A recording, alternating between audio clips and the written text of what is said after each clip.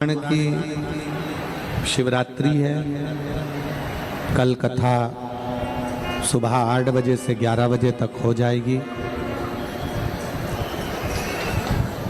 कल कथा का विराम दिवस रहेगा।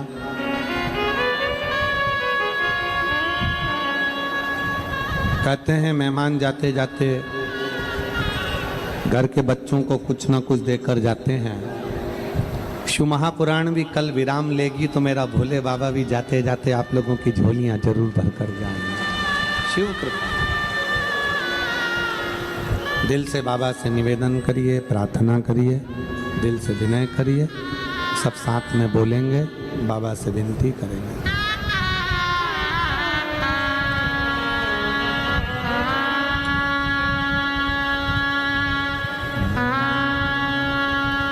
श्री शिवाय नमस्तुभ्यं।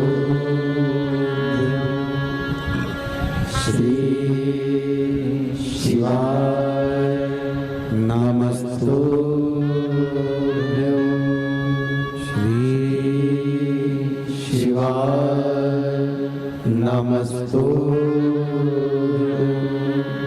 श्री शिवाय नमस्तुभ्यं। श्री शिवाय नमस्तुभ्यं। भोला सब दुख काटो हमारा, ओ भोला सब दुख काटो हमारा। शिव शंकर जपो तेरी माला, भोले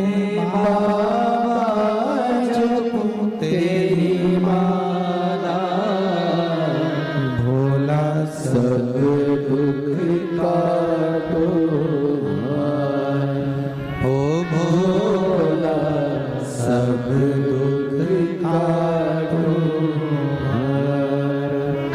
वेश है मंगलकारी, वेश है मंगलकारी। शमशानवासी हमारा, शमशानवासी हमारा, ओ सब दुख काटो हमारा, ओ भोला सब दुख काटो हमारा।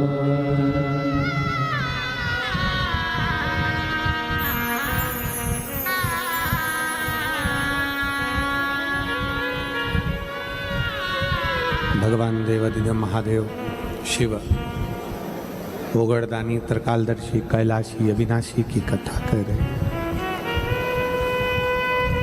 तारकासुर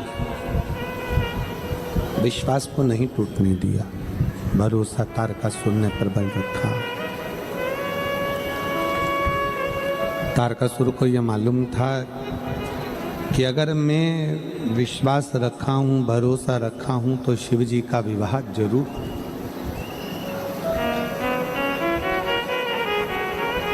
लोग कहते हैं पार्वती जी की तप साधना से शंकर भगवान ने विवाह किया। पर शिव महापुराण की कथा कहती है तारकासुर के विश्वास के कारण भगवान शंकर को विवाह करना ही पड़ा। विश्वास,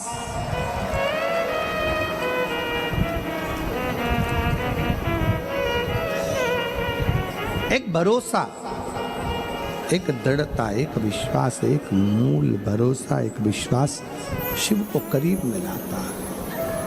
और कितना भरोसा होगा, कितना विश्वास होगा देवादिदेव महादेव का, कितना भरोसा होगा, कितना विश्वास, कितनी दृढ़ता होगी। जिस समय पर षडानंद कार्तिकेय जी तारकासुर को मारने के लिए जाते हैं, जिस समय पर तारकासुर का संहार करने के लिए जा रहे हैं,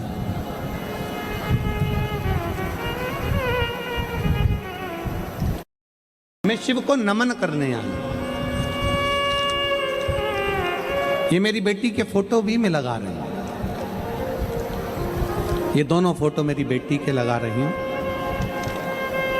आज मेरी बेटी मेरे साथ में है और पूर्ण तरह से स्वस्थ है। मैं शिव को प्रणाम करने के लिए, शिव को नमन करने के लिए। आपका विश्वास, जैसे तारकासुर का भरोसा था, तारकासुर का विश्वास था, तारकासुर ने भरोसा धारण करा था, तारकासुर ने विश्वास धारण करा था और उसने विश्वास धारण कर कर ये सोच लिया था कि शिव मुझे मिलेंगे, अर्थात शंकर भगवान के पुत्र मेरे सम्मुख में आएंगे, तो शिव जी के पुत्र को आना ही पड़ा।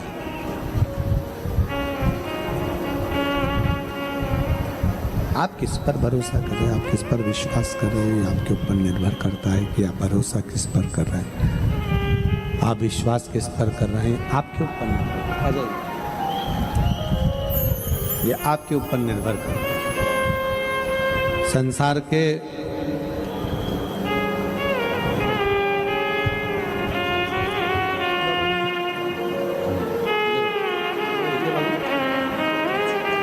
पर भरोसा कर रहे हो, आप किसके आश्रित होकर जी रहे हो, किस पे भरोसा कर रहे हो, किसके भरोसे रह रहे हो, ये आपके ऊपर निर्भर करता है।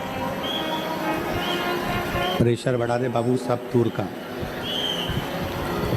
आप किस पर भरोसा कर रहे हो, ये आपके ऊपर निर्भर करता है। आप जितना शिव पर भरोसा करोगे, संसार पर भरोसा किया टूट जाएगा, परिवार पर भरोसा किया टूट जाएगा, नाते रिश्तों पर भरोसा किया टूट जाएगा, पर शंकर पर किया हुआ भरोसा जिंदगी में कभी नहीं टूटता, कभी नहीं टूटता।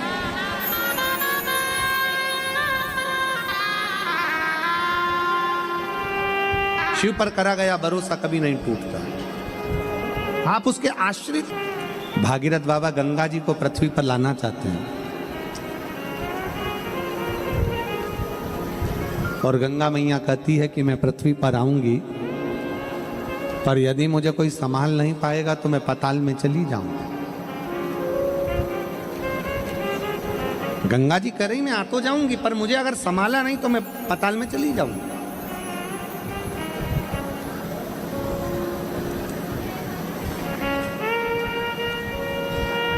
मेरा संभालना बहुत जरूरी है।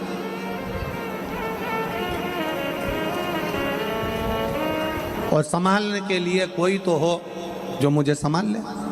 इतने में भागीरथ जी ने तुरंत कहा कि आपको कौन संभाल सकता है, आप बता दो। तो गंगा जी बोलती हैं कि मुझे संभालने के लिए तो 33 कोटि देवी देवता अगर एकाग्रित हो जाएं, 33 कोटि देवी देवता यदि एकाग्रित हो जाएं और 33 कोटि देवता एक जगह पर एकाग्रित होकर अपना पूरा बल लगा लें, पूरा बल लगाएं, तब गंगा जी कहती है कि मुझे कोई संभाल सकता है,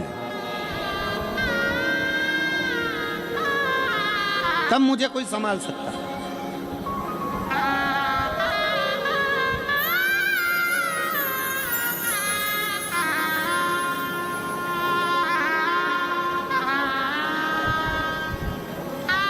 ब्रह्मा जी के पास सूचना पहुंच गई और जब चैलेंज की बात आती है तो मेरे शिव सम्मुख में आते हैं।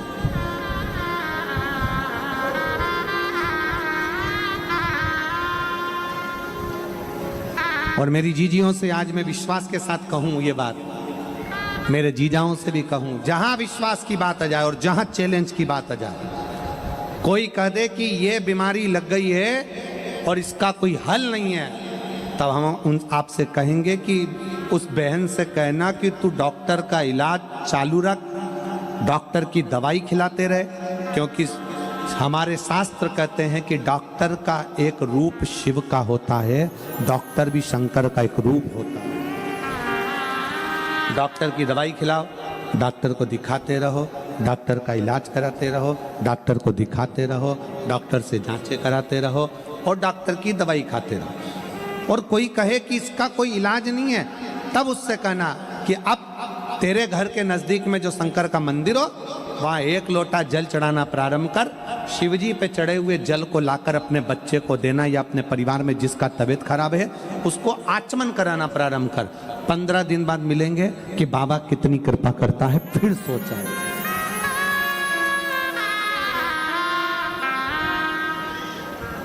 विश्वास मूल है।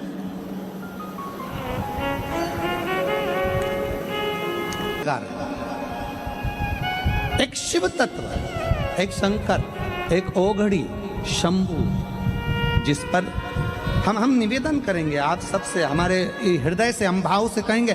कोई कहे कि यह काम नहीं हो सकता, आप में वो बल है।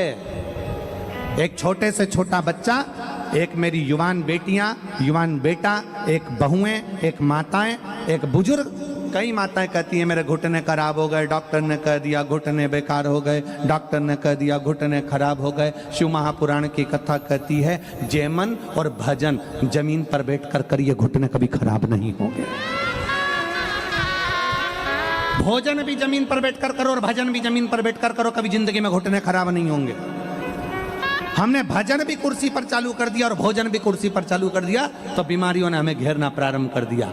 हमारा भजन भी जमीन पर हो और भोजन भी जमीन पर हो, क्योंकि पृथ्वी के अंतर्गत एक तत्व पाया जाता है। जब हम जमीन पर बैठकर भोजन और भजन करते हैं तो हमारे शरीर में एक ऊर्जा आती है, एक बल आता है।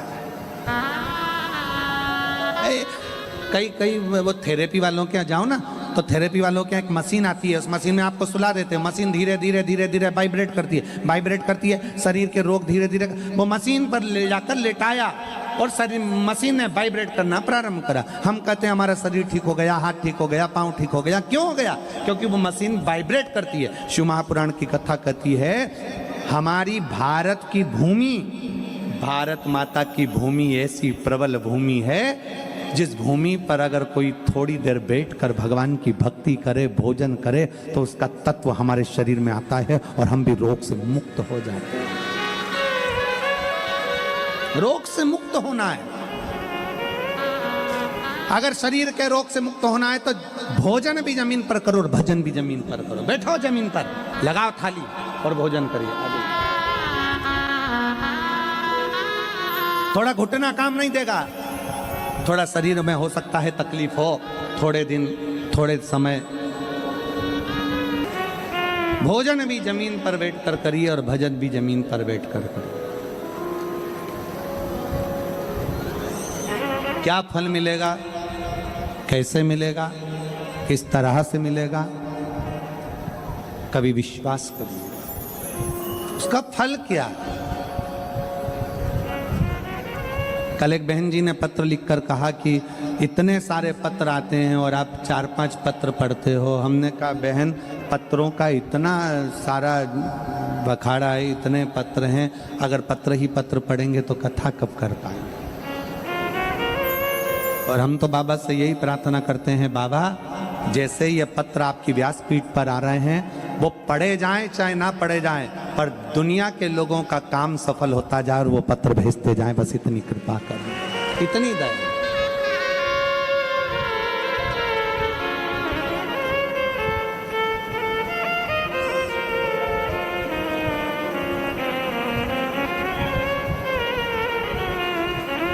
भरोसा दृढ़ करो। कोई कह दे कि ये काम तुमसे नहीं होगा, तुम उसको कर कर मान सकते हो। आपके अंदर वो बल है, आपके अंदर वो एनर्जी है।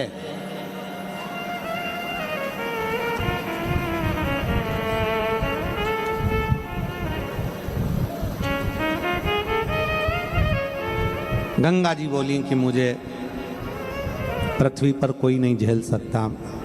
मुझे गंगा कह रही है मुझे पृथ्वी पर कोई नहीं झेल सकता, मुझे पृथ्वी पर कोई नहीं झेल पाए, कोई नहीं झेल। भागीरथ जी की आंख में जल भर गए, भागीरथ जी की आंखों में जल था। क्या मेरे कपिल मुनि के आश्रम में आए हुए 60,000 काका जो राख के ढेर में हैं, उनका उद्धार नहीं होगा?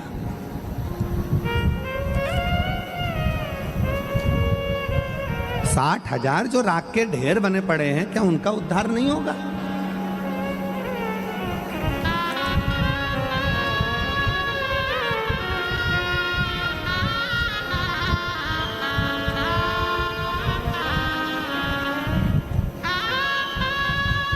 अगर गंगा जी आती है पृथ्वी पर तो पाताल में जाने की बात करती है, क्या कोई झेल नहीं पाएगा? भगवान ब्रह्मा जी के पास सूचना पहुंची कि गंगा पृथ्वी पर आने को तैयार है, पर भागीरथ जी लाने को तैयार है, पर उनको झेलेगा कौन? उनको झेलेगा कौन? तो एक साधुवाद और दें हम, धन्यवाद दें आपको, और भगवान शंकर की कितनी कृपा है कि एक कबूतर कबूतरनी का जोड़ा पहले दिन से कथा को सुन रहा है आज तक।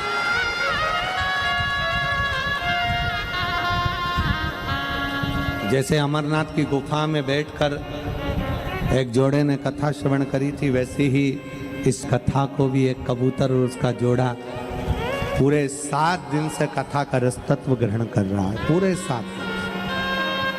और इतना शोर होता है, इतने डीजे बजते हैं, रात्रि के समय पर इतने भजन होते हैं, मंजीरे, ढोलक, पेटी, कीर्तन, आवाज इतनी होती है, तो भी वो दोनों बैठकर कथा का रसतत्व पूरा ग्रहण करते हैं, पूरा रस। विश्वास, ब्रह्मा जी बोले कि गंगा पृथ्वी पर आएगी और निश्चित आएगी, मना नहीं, पर उसको झेलेगा कौन? ब्रह्मा जी ने कहा किसी की सामर्थ्यता नहीं कि गंगा को झेल ले। भगवान नारायण के पास सूचना गई, नारायण जी ने कहा कि गंगा को पृथ्वी पर झेलने के लिए संपूर्ण देवता एकाग्रित हो और फिर गंगा को झेला जाए। सूचना पहुंच गई थोड़ी देर में इंद्र के पास, इंद्र से सूचना पहुंच गई भगवान देवाधिदेव महादेव के पास, शंकर जी के पास जब सूचना पहुंची तब भागीरथ बाबा जब शंकर जी के पास में पहुंचे और शिव जी से कहा कि बाबा भोलेनाथ, गंगा जी पृथ्वी पर आना चाहती हैं, पर उनको झेलने के लिए 33 कोटि देवताओं का बल चाहिए, तब जाकर गंगा को झेला जा सकता है, तब गंगा को झेला जा सकता है।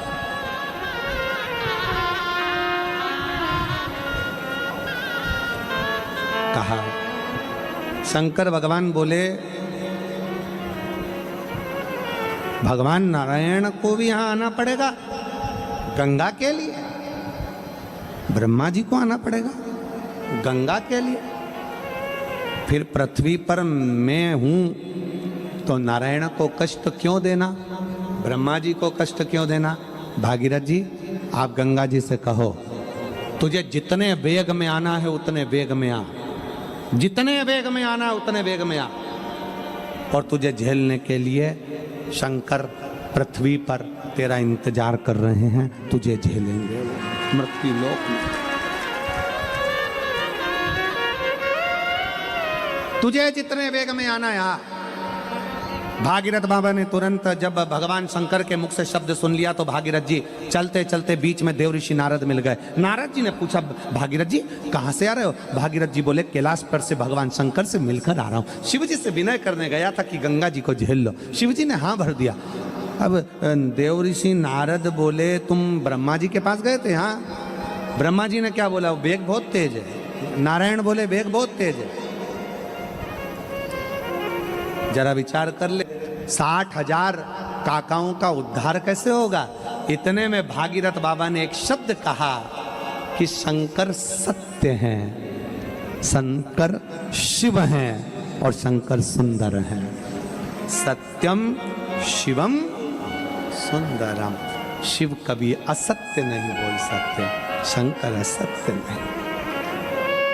बस जितने कथा के पंडाल में बैठे हैं, जितने फेसबुक यूट्यूब पर कथा को श्रवण कर रहे हैं, जितने मोबाइलों पर कथा सुन रहे हो, जितने इस पंडाल में, पंडाल के बाहर बैठकर कथा सुन रहे हो, ये भरोसा रखना कि शिव सत्य है तो शिव की कथा भी सत्य है और शिव का भजन भी सत्य है, फल दे,